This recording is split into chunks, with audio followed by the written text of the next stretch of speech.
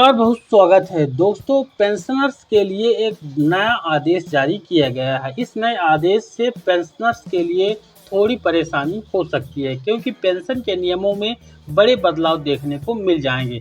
अगर आप भी एक पेंशन भोगी हैं और आपको भी मंथली पेंशन मिलती है, तो अब आपको मंथली पेंशन नहीं मिलेगी। किन लोगों को मंथली पेंशन नहीं मिलेगी, इसको लेकर कंप्लीट अपडेट पर आपको मिलेगा। ये जो खबर आप देखेंगे ये आज तक की है और ये लेटेस्ट अपडेट है पेंशन नियमों में जो सरकार ने बदलाव किए हैं। पेंशन रूल चेंज किए गए हैं। सरकारी कर्मचारियों के लिए नियम में बड़ा बदलाव कर दिया गया है। छीन सकती है उनकी मंथली पेंशन। क्या नियम बदले गए हैं? यह बदलाव केंद्रीय सिविल सर्विस पेंशन संशोधन नियम 2025 के जरिए 22 मई से लागू भी कर दिया गया है। पहले इस नियम के तहत सार्वजनिक क्षेत्र से बर्खास्त कर्मचारी को भी पेंशन और रिटायरमेंट का लाभ दिया जाता था। वहीं केंद्र सरकार ने पेंशन नियमों में एक खास बदलाव कर दिया है। सरकार ने स्पष्ट किया है कि सार्वजनिक सेक्टर यानी पीएसयू में अनुशासनात्मक कार्यवाही के तहत सेवा से हटाए जाने या बर्खास्त किए जाने वाले कर्मचारियों को पेंशन लाभ या फिर रिटायरमेंट लाभ से वंचित रह सकते हैं। सीधे शब्दों में कहें तो बर्खास्त किए जाने वाले कर्मचारियों को नौकरी के साथ ही पेंशन लाभ से भी हटा दिया जाएगा।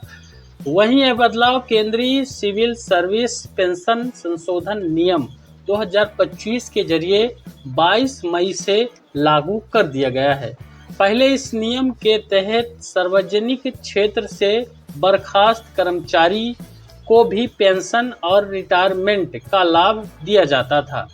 पीएसयू से बर्खास्तगी के ऐसे मामलों में अंतिम फैसला संबंधित प्रशासनिक मंत्रालय द्वारा समीक्षा के बाद ही लिया जाएगा। वहीं आपको बता दें कि कर्मचारी खो सकता है पूरी पेंशन। सीसीएस पेंशन नियम 2021 के नियम 37-29C में शामिल यह संशोधन अनुशासनात्मक मामलों में प्रति सख्त नजरिए को दर्शाता है। अंत में पीएसयू में जाने वाले कर्मचारियों को पीएसयू से बर्खास्तगी के बाद भी सरकारी सेवा से पेंशन लाभ मिलता था। हालांकि अब वह सुरक्षा हटा दी गई है। अपडेट नियम यह दर्शाता है कि अगर किसी पूर्व सरकारी कर्मचारी जो अब किसी सार्वजनिक सेक्टर के उपक्रम में काम कर रहा है और नौकरी से निकाल दिया जाता है, तो वह अपनी पूरी पेंशन खो सकता है। वहीं अंतिम फैसला नहीं है। कुछ मामलों पर यानी जो उच्च लेवल के अधिकारी हैं उनको इस नियम से राहत दी गई है। फिर भी यह निर्णय अंतिम फैसला नहीं है। संबंधित सार्वजनिक क्षेत्र के उपक्रम की देखरेख करने वाले प्रशासनिक मंत्रालय की समीक्षा के बाद इस पर फैसला लिया जाएगा। वहीं इसके अलावा संशोधित नियम सीसीएस पेंशन नियमों के खास नियमों के तहत सरकारी कर्मचारियों पर लागू मानकों के अनुरूप बनाते हैं, ताकि सभी बर्खास्तगी के मामले में एक समान प्रभाव हो।